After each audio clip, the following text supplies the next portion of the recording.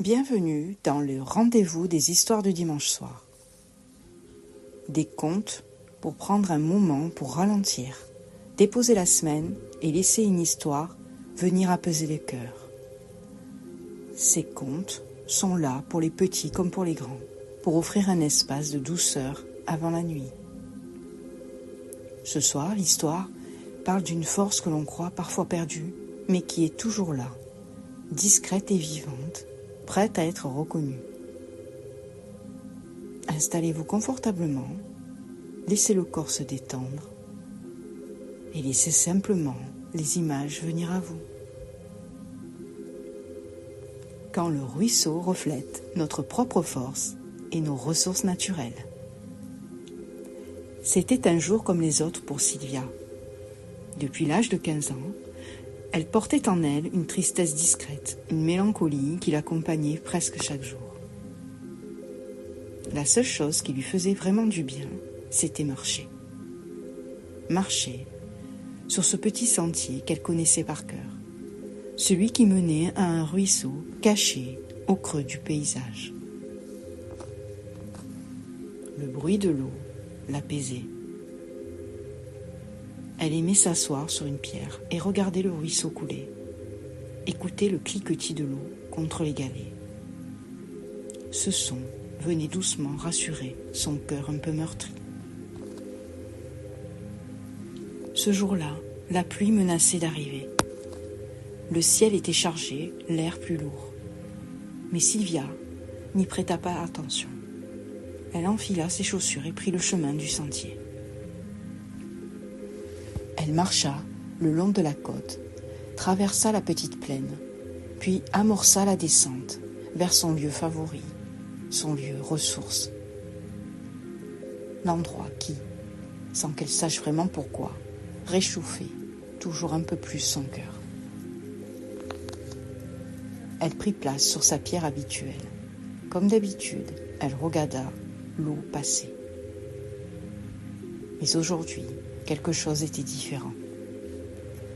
Son regard descendit vers le fond du ruisseau et elle aperçut son propre reflet. Elle s'arrêta de respirer un instant. Dans l'eau, elle vit une jeune femme pleine de ressources, mais envahie par la colère, la rancune, la tristesse. Elle vit quelqu'un capable de bien plus que ça, mais recouvert par l'anxiété.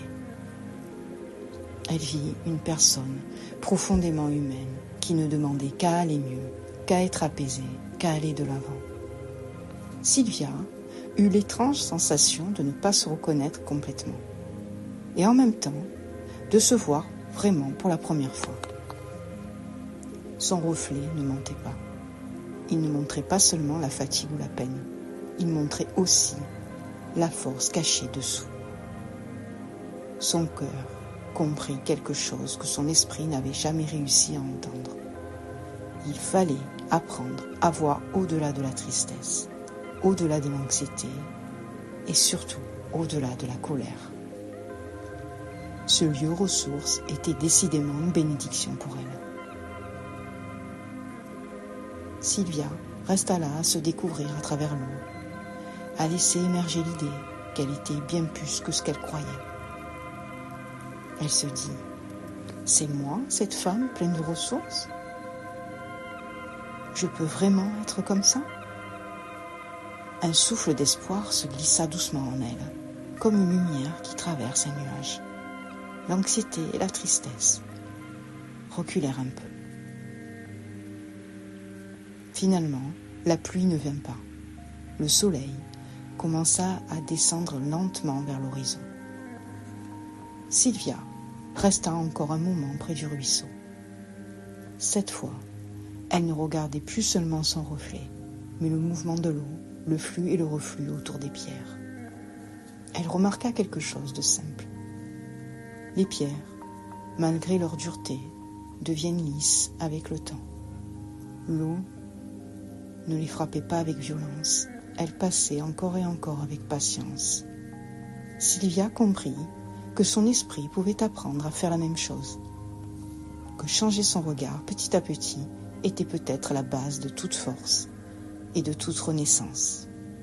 Elle se releva plus légère. Elle rentra chez elle avec une sensation nouvelle.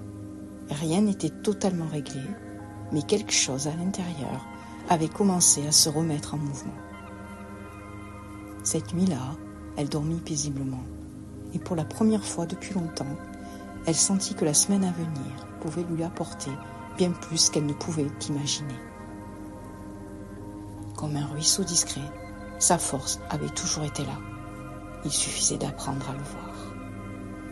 Que cette histoire continue de veiller en douceur sur le cœur cette nuit et que le sommeil vienne naturellement, porté par la force tranquille qui habite déjà en vous.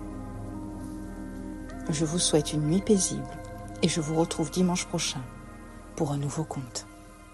Merci pour votre écoute.